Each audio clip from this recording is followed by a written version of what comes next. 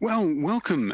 Good afternoon, good morning, good evening, wherever you are watching us from in the world today. Or if you're watching us on Catch Up, we've got a very packed and hopefully really interesting 30 minutes or so of content for you from a brilliant panel. So this is our second live panel on the Situation Room for 2026, part of the series that we're running every month throughout the year. The Situation Room is EcoOnline's thought leadership forum. So it's all about engagement, sharing views, asking questions, and just debating some of the topics that we're seeing making the headlines in safety and sustainability. Now, we posted an article this month earlier on the competitive advantages of going beyond the compliance baseline. So safety and sustainability is often known for compliance. And it's a chance today to review some of those thoughts, delve deeper, and ask questions of our panel. So if you've got any questions, if you've had a look through the article and you wanted to ask our panel, then please do put those questions in the Q&A chat, and we'll get to as many as we can. And if we run out of time, we'll answer them on the forum that we've got for the articles and the whole backstory of the Situation Room as well. So you can go and find some answers there. So as we said, our focus today is the competitive advantages that remain untapped, actually, in safety and sustainability. Now, these tend to come to life when organizations move beyond just compliance, basic compliance, if you like. And I've got with me today Matt Doughty, the lead systems and insights manager from Tesco. Very grateful for his support for us today. He's got deep experience of risk management technologies, compliance, data analysis, and actionable insights to identify patterns, trends, and potential risks as well. So welcome today. Thank you, Matt. We've also got Nicholas Graham, who's the owner of the Safety Risk Management Consultants, been working there for over 20 years, has got extensive experience of working with organizations across all industries and territories to design, develop, and implement safety, health, environment, quality systems that protect people and the environment. And I'm David Picton. I'm the Senior VP of Safety and Sustainability here at EcoOnline. I'm a former Chief Safety and Sustainability Officer in the construction sector, and I've got first-hand experience of leading safety and sustainability management in other industry sectors as well. So our focus for the next 30 minutes or so is all about that opportunity we've spoken about that's available from going beyond merely meeting the basic regulatory requirements for safety and sustainability. Now, achieving a compliance baseline, of course, meeting the laws, has tremendous value in protecting people on the planet. But staying at that level, perhaps getting stuck at compliance, is leaving some huge value on the table, and that's that we wanted to talk about. It's essential, compliance, but it was never designed to answer the questions that leaders are now asking in competitive industries where they're seeking those marginal gains. And it's here we're starting to see safety and sustainability come into its own. So just being good enough is actually leaving real money on the table. In a proprietary study we asked senior leaders across the world, directors, C-suite, VPs, across all industries about the costs of being stuck at just being compliant. Now, 59% of them cited overlooked risks or avoidable accidents and incidents, so they thought things could be avoidable if they just stayed at compliance. 52%, just over half of them, pointed to operational disruptions, and 43% identified missed opportunities for cost savings and productivity improvements. So we also went on to ask for their estimates of the sort of productivity and profitability impacts of better visibility that they could have. 97% said that this could boost profitability by at least 3%, so it could boost profit by at least 3%. 89% of them expected improvements in operational productivity of 5 or 6% and even more as well. So it's got real potential to have a big benefit, and that's the focus we've got today. So there's clear indications that safety and sustainability have got the potential to deliver far more than basic compliance. Let's turn to the panel and see what they think.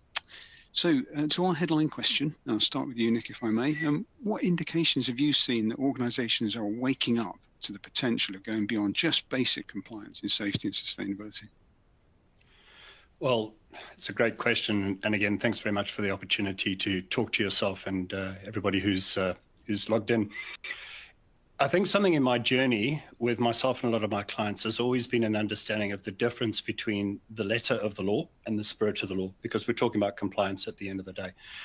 And if we want to position ourselves for profitability, we need to drive more towards the spirit of the law. And the spirit of the law, in my opinion, is more towards human thriving. You know, if we go after just basic compliance, we're going after the letter of the law, but we want to move into that optimization.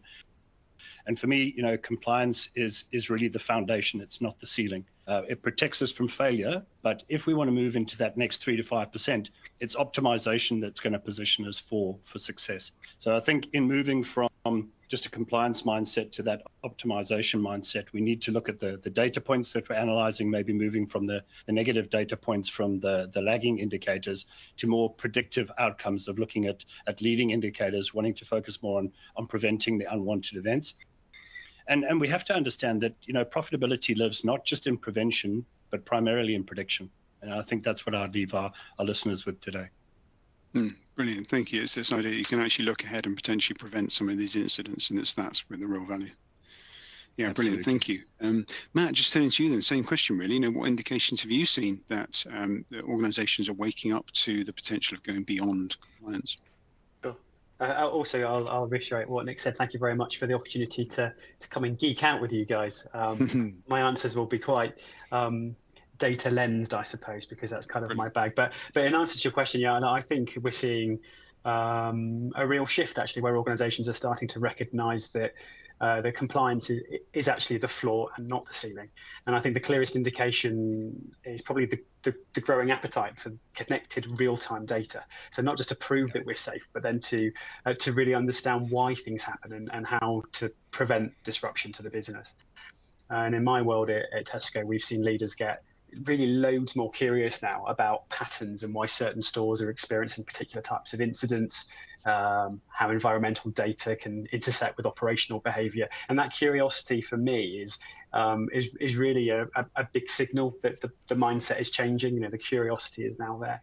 But more broadly, I suppose organizations, I think, are realizing that when you join up safety, sustainability, and operational data, you get visibility of those risks earlier. So when you prevent incidents or disruptions before they occur, that's not just good for our people, but it's good for the business, right? It's good for the performance of the business. So the shift is happening because leaders can now see, well, I think, the competitive upside in a way that they weren't doing so before. Yeah, thanks, Matt. And I like a couple of points there as you're saying that the idea of the intersection of data and behavior. So it's no longer sort of seen as one and another different thing. So it's data influencing behavior and perhaps vice versa as well. I love the phrase curiosity as well, because we're certainly seeing that. This idea, being curious as to, I can see we've achieved the basics. Now, what else could we be achieving? So that feels to me like so healthy sort of learning organization that you're talking about really, and early visibility, as you say. Okay, Nicholas, you've worked in some diverse and challenging sectors, I know. Could you share maybe one or two examples of the sort of practical approaches you've seen that's backing up some of the theory here?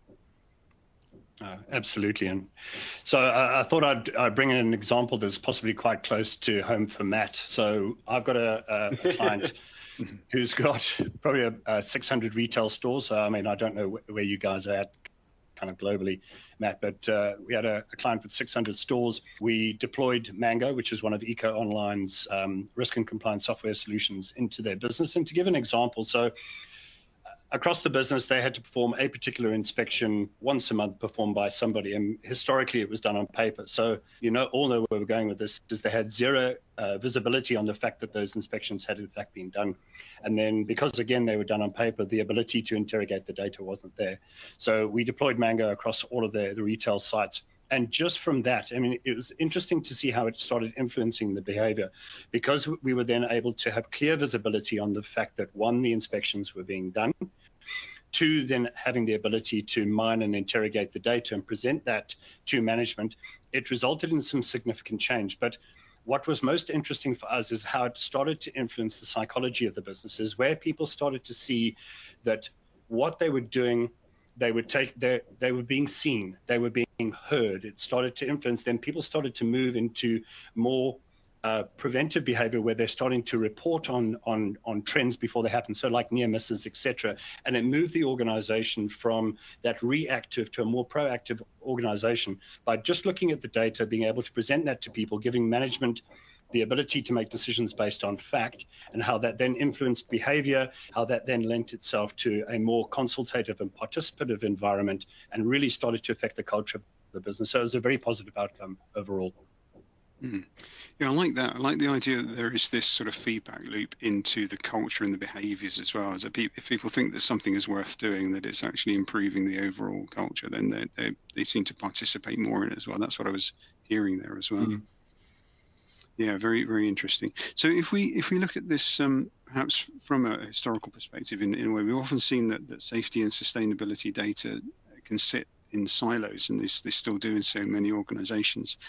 Perhaps Matt, if I could ask you, in your experience, why do we get those silos of data, do we think, in some organisations? Yeah. Just written an article about this actually for the British Computer Society. So do go and check out my LinkedIn if you want some more on it. But it comes down to legacy systems, legacy processes, sometimes legacy mindsets as well as a big one. Many organisations, I think, build their compliance processes around audit cycles and paper-based reporting, and I think those structures have really sort of lingered actually as technology has moved on. Nick, I know you share the thoughts about paper-based reporting. And another challenge is ownership.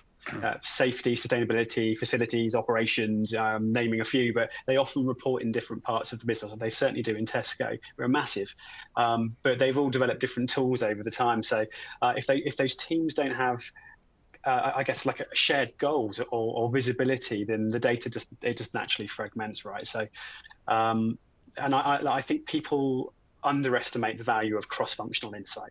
So when safety teams only look at safety data and sustainability teams only look at environmental data, then each of them then miss that that bigger picture. And so breaking down those silos starts when organizations realize that the most powerful insights are at the intersection of those data sets. Easier said than done sometimes. Very good. Yeah, indeed. Brilliant. Exactly like you say, actually sharing the value in the data, because then perhaps when you start to break down some of those silos and share data that people don't necessarily see as their own, if you like, they can maybe see a pattern or a connection with some of the data. It's that where the magic can hopefully be coming to life. Yeah, thanks. Same question for you, Nick, if I could. Why do you think that safety and sustainability perhaps sit in these silos? Yeah. So, I mean, a lot of my time as a consultant is spent helping organizations convert from paper-based systems into and doing the digital transformation in terms of risk and compliance. So that really is our bread and butter at the end of the day. Having seen the value, I mean, we've taken, I'd say, 150 different clients through to certification against a variety of different standards, and seeing the fundamental benefit that people get from that digital transformation. And let's use Mango again as an example, is moving people from that paper warfare mentality into a tool like Mango. One of the things that I really celebrate about the product is I would best describe Mango as a spot, a single point of truth. Now, what I mean by that is that all of the different modules within Mango have the ability to talk to each other. So as an example, if I had to log an accident or log an improvement, I get to log that against a supplier, or I log it against a customer. And again, when I go into the supplier information and I go into the history, I'm able to see that entire supplier's history from an incident perspective, from an observation, from an assessment, from an audit, from an environmental, from a quality perspective. And again, lending itself to that spot, single point of truth kind of philosophy, where I've got visibility on the data, and again, building on what Matt said, is visibility really is the key point. And if we have to have a look at any of the software solutions, because we're really talking about technology's ability to unlock this kind of, or how can I say, reframe the data silo mentality, is that visibility that the technology brings is really what we want to move people towards.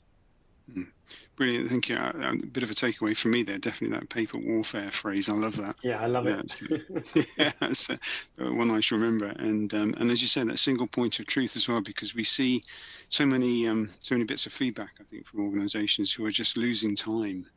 We're trying to correct and chase down, that source of truth, really. So I think that's a really big contributor. May I add one more point there?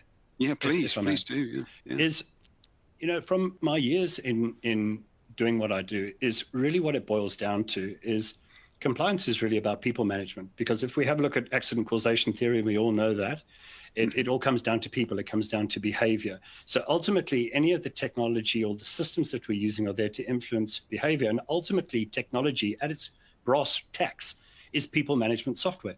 Really, what it boils down to at its fundamental level is managing people and its ability to be able to influence people. Yeah, exactly as you say. You mentioned the point about psychology, I think, earlier on as well. So it's really, driving that from a psychological perspective, isn't it? Making people, or creating an environment where they feel safe to engage with it as well, actually, and that something that's going to be done, it's worth their time. Now, we've had a question come in, actually. We've mentioned a couple of times the idea of moving beyond compliance. And so the questions come in, how could organizations start to make that journey beyond basic compliance? And I've got a couple of thoughts there myself, actually. I've often said, certainly, when I looked at it as an operator myself, modern health and safety and environmental laws in leading economies were established over 50 years ago. So they've actually been around for a good while. Legal obligations have continued to expand over that time. And in the case of ESG, modern sustainability regulations have surged by about 150% at least in the last decade alone. So this has been a swell, if you like, of regulatory compliance. And to be compliant, of course, companies have had to make disclosures, perform risk assessments, compile injury reports, investigate incidents, produce chemical safety data sheets, issue reports. Now, all of that, is clearly a very procedural basis, really. But what we are seeing, that organisations are progressing along a journey now, and you've heard some of that, I think, in what Nat and Nick have said, really. So they're moving beyond that compliance to gain that greater visibility, because they see a more of a prize. And it's that prize through connecting data across different systems and breaking down some of the silos we talked about, but also breaking down some of the system interfaces which don't let data be shared. Now, the idea of this journey eventually leads to prediction and prevention of incidents before they occur. You've heard Matt and Nick say as well. So what we're seeing, this idea of moving beyond compliance, is more of a continuum, and it's connected with data maturity in the way in which people see the maturity across the organizations, combining data from multiple products, if you like. So some of that might be a lone worker application, if you like. Some of it may be an environmental risk piece that focuses on temperatures and forecasts and what have you. But what we're seeing to move beyond compliance is that organizations are making these data combinations themselves. Some of them have likened it to dipping a bucket into their data lake, if you will, and mixing up, the kind of sources of data that they've been getting from various feeds. Now, sometimes, of course, they need a bit of third-party help, really, and that's particularly where Nick's organization, I think, comes in helping to work through some of this change management. But then the companies we're seeing are using those different data combinations to generate some value which is unique and specific to that organization.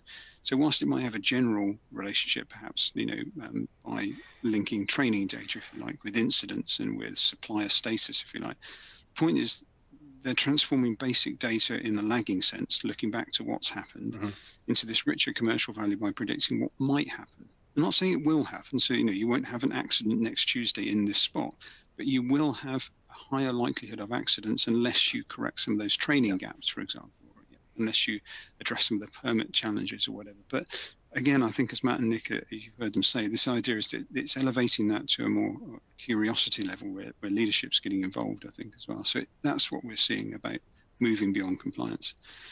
Actually, that leads us into my next question, actually, really. So how do you feel that senior leadership teams are viewing safety and sustainability? So where they might perhaps have seen it on a spectrum from just doing the basics through to this competitive advantage. And Nick, perhaps I could start with you. This is really one of the questions that I was looking forward to the most this afternoon. And, I would see leadership on three spectrums when it comes to seeing safety as a competitive advantage. One of them is very sad to see, and unfortunately, when I do audits kind of across the globe, I see it quite often. So the first kind of spectrum to me is what I call extractive. And that's where we see organizations that are lowering costs by externalizing risk to their employees. They don't implement systems, they don't do any training, they don't provide PPE, etc. And they're obviously trying to maximize profit as a business by externalizing the risk to their employees. Now, that works for some companies until it doesn't, but really it only really thrives in an environment where there's a lack of enforcement, and I do see that around the globe. So that would really be the first spectrum, because to some companies, non-compliance is a competitive advantage, but a very, very, very, very poor choice. And then second, I would see kind of another leadership spectrum around foundational, where compliance is based on stability. It reduces downtime, creates permission to complete, and really brings that, if I could say, stability. But it's not moving into where we really want to see our clients move into. And again, I'm not being negative about it. That's where some people are in terms of their maturity journey, as we've all said. But this is what we want to take our clients through to, is this third level of optimization, where safety systems reduce operational variability, increase engagement, particularly around that behavior and psychology, increasing the ability to hear and be heard, and then drive that sustainability performance. So there's like one or two statements that I'd make in terms of that. So exposure to volatility and enforcement accelerates maturity. Better data visibility shifts mindsets from covered to optimized. But the unfortunate thing is, if your advantage depends on weak levels of enforcement, it's not a strength, it's exposure.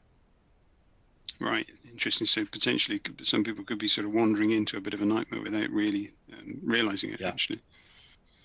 Yeah, brilliant. Okay, thank you, Nick. Yeah, Matt, same question to you, really. You know, you mentioned leadership curiosity, I think, before. How do you feel that senior leadership teams are doing? Well, I broadly agree with Nick, actually. And just to expand on it, I think, Matt, from my experience in Tesco, that the senior leadership teams are probably further along the spectrum than many people might assume. But to Nick's point, they're not all in the same place, right? So I think at the foundations, every leader understands the need to be compliant and to keep people safe, right? I've got to do that. That's my job. That's a given. But what I'm seeing more often now is that there's a real recognition that safety and sustainability can act as enablers of performance and not just protectors of it, if that makes sense. So where leaders move beyond the basics is when the conversation shift from are we compliant to what are the conditions behind the risks, or how does this help us run better? And that's when it becomes a sort of strategic differentiator, really. And to Nick's point, data plays a huge role in that shift. When you can show, for example, that improving risks visibility reduces operational disruption or supports colleague engagement, then the leaders will then start to connect these areas directly to the things that really matter, like the productivity, the cost avoidance, customer experience in Tesco's repertoire, of course. So overall, I'd say that leadership is increasingly in the middle to upper part of that spectrum, perhaps, but the appetite is definitely there. And the more that we can translate safety and sustainability into tangible business value, the faster the organizations move from just doing the basics to treating it as a genuine competitive advantage, and hopefully interweave some genuine care for their people at the same time. Yeah, a win-win, as you say. It's actually, if I could stay with you, Matt, as well, because we saw from the research that this could have the potential to drive, reasonably a 5% improvement in profitability if companies lock this in, really. And there might be some people listening today or watching on catch-up, really, that think, if we could only get at that, really. If any other operational initiative had, if you went to a board and said, look, I've got this idea and it can drive a 5% improvement in profit, it would get immediate attention, really. Absolutely. So what do you think might be stopping some organizations out there from seeing that contribution that safety and sustainability make? Yeah, I go out and talk to people about this, and I think the biggest barrier is actually perception. So I think safety and sustainability, as we've talked about earlier today, are too often seen as cost centers. They're essential, but they're not necessarily strategic. And I think when that's the default view of the organization, it becomes harder for leadership teams to connect investment here with financial gain. But another challenge is measurement. We talked about that as well today. So improvements in risk reduction or sustainability don't always show up immediately on a P&L, even though the value is very real. And fewer incidents, less downtime, avoided legal costs, reputation goes up, more efficient processes, all the good stuff. And I think finally, the story hasn't always been told very well. I think data has a huge role here, and when you can show in black and white that a small change in behavior or a predictive insight prevented days of operational disruption, it reframes the whole conversation, actually. And once leaders see the return, they rarely go back to compliance-only mindset and start talking very differently about risk management. Brilliant. Yeah, I love that idea. The shame is, in some ways, when safety works well, nothing happens as it should. Exactly. There is, a good day is when nothing happens. Yeah, that's right. Yeah. Exactly. Nick, same question to you. I think really, what do you think might be stopping folks getting a recognition of this? 100%. So, I mean, I'd really like to distill what Matt has said there, that I don't think any leadership team in their right mind wouldn't want to go after an extra 3 or 5% that they can unlock on their bottom line. But I think it really comes down to that lack of visibility and reframing. It's really around them not perceiving the value in certain issues. So it needs to move from that poor framing, from preventive and reactive, where we're focusing on negative data points, and we need to reframe the value around predictive and proactive. Yeah, brilliant. I think that's very fair. That reframing has come up a couple of times, hasn't it, here in the conversation? And that's certainly something we're hearing, but I think there's a lot more help that from some of the conversations we're having that organizations or people are looking for, to be able to take this thinking back into their teams and drive it back up their businesses. Matt, just returning to you, if you like. I know you've made some really great strides at Tesco in terms of modernising thinking, with risk management. Can you share maybe one or two examples of how that's helping to improve the wider business as a whole? Sure. It's a journey. We're not there yet. David. But let's say I've got a couple of examples that I'm sort of allowed to share. So a big example, I guess, is how we've modernised the way that incidents are reported and analysed. So by moving towards more intuitive technology and reducing friction in reporting, we've increased data quality and timeliness, and that gives us much earlier visibility of emerging trends, which can then help us intervene before risks escalate. And the benefit isn't, of course, just safety, as we've talked about. It supports operational continuity and customer experience as well. But one of the things that I'm most proud of, and one of the biggest steps forward for us at Tesco, has been modernising how we think about risk and incident data. And this ties directly into the original question about regulatory compliance. So a great example is something called what we call the severity model, which we've pioneered. And traditionally, organisations will lean heavily on compliance definitions like RIDDOR. RIDDOR is really essential. We know it is, but it only tells us whether something meets a statutory reporting threshold, right?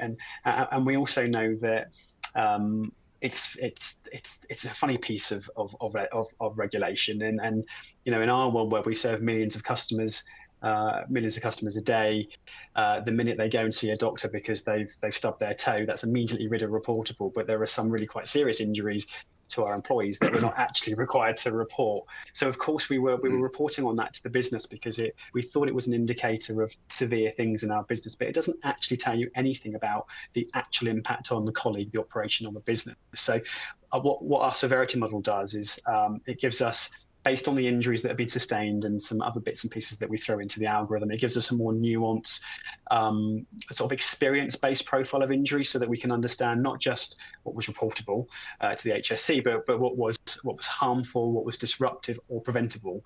And then it means we can differentiate between like a minor incident that's technically RIDDOR and a non-RIDDOR event that caused real operational disruption or significant harm. And that insight has been hugely valuable. It really has gained buy-in from our senior leadership teams, because it helps us prioritize the right interventions, direct our resources where they make the biggest difference, and communicate that impact in a language that our leaders understand. And you can turn that into pounds and shillings and pence if you need to as well.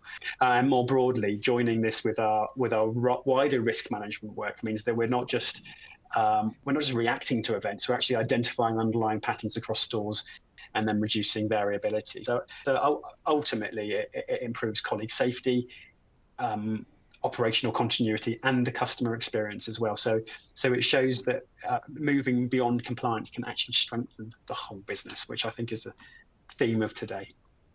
Yeah, brilliant. That's a great, it's a great summary. Thank you for that. So that leaves us with our final question. Really, was just as we approach the time. What do you think the future looks like for safety and sustainability data, having that more strategic impact beyond just basic compliance? Nick, perhaps we could ask you to wrap up your thoughts. Oh, fantastic. So if I I'm exceptionally hopeful about the future, especially with the amount of technology and the introduction of AI assisting us with that predictive ability. If I had to quote Drucker, you can't manage what you don't measure. So if we want to really look into that optimization, we've got to get to the data. We've got to get into that predictability. We've got to move from regulatory evidence to strategic decision making. And if I kind of summarize everything that I've said today, if we want to take people on a journey from compliance being the floor to flourishing and thriving being the ceiling, we need to leverage technology and standards, which is the structure, plus influencing behavior, and that becomes the staircase that we want to take people on into that strategic decision-making kind of capability, and ensuring that the data is value adding at the end of the day, where it can be embedded in capital allocation decisions, etc. So I'm really upbeat about the future, technology, AI, and its integration. I don't see it as a threat. It's an incredible opportunity that we need to unlock. Brilliant. Yeah, thank you for that. We almost got through 30 minutes, didn't we, without mentioning AI? But of course, on that last question, there's no way we can't, because it absolutely is the future, and it's working out how to use it for impact, isn't it, really? Matt, for you, the same question. Sorry, what do you think the future looks like? Yeah, sure. I agree. I think we're moving towards a world where safety and sustainability data becomes a real-time strategic asset. I think organizations will increasingly use predictive analytics, external data feeds, and probably integrated platforms to understand their risk in the same way they understand sales or supply chain performance. I think the future is probably less about counting incidents and more about understanding the conditions that lead to those incidents. And my boss calls it's like a weather forecast for operational risk. And I also think safety and sustainability will emerge more closely with core business decisions. So in our world, store operations, workforce planning, energy management, you can even argue customer experience. So when leaders can see the link between safer behaviors, sustainable practices, and better business outcomes, I think safety becomes not just a responsibility, but a competitive differentiator. So my strap line is going to be, and I'm about to set my new year objectives with my boss. So my strap line is: the future is more intelligent, more connected, and far more strategic. Brilliant. Thank you. Well, that's a great place to wrap us all up, I think. So fantastic. So listen, thank you. Thank you to everybody, obviously, that's joined us or is watching on Catch Up, really. A huge thank you to Matt from Tesco. Thank you for your insights, your strapline and everything else as well. Nick, thank you to you from Safety Risk Management Consultants. Thank you to you both for some really interesting, vibrant answers, actually, which hopefully has brought this to life for people to see not just what's happening, but what the future could look like as well. So thank you for joining. If you get a chance to join us next month, we'll be focusing on yet more topics around this area, but keep an eye on the Situation Room on LinkedIn. You'll see new articles and issues and topics coming up throughout the year that hopefully help to move the whole subject of safety and sustainability data. Stay safe out there and have a good rest of the week. Thank you.